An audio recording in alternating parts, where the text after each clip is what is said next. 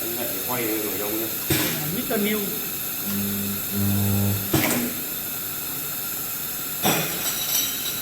Không nóng đến đâu.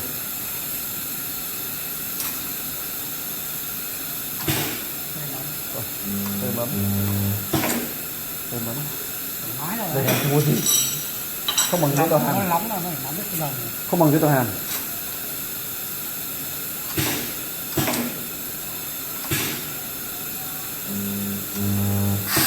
Vẫn phải giữ hơi được. Vào đánh lại ngay Thì hơi là hơi ở cái tông đẩy vào mà anh bỏ ra thì làm gì có cực gì nữa.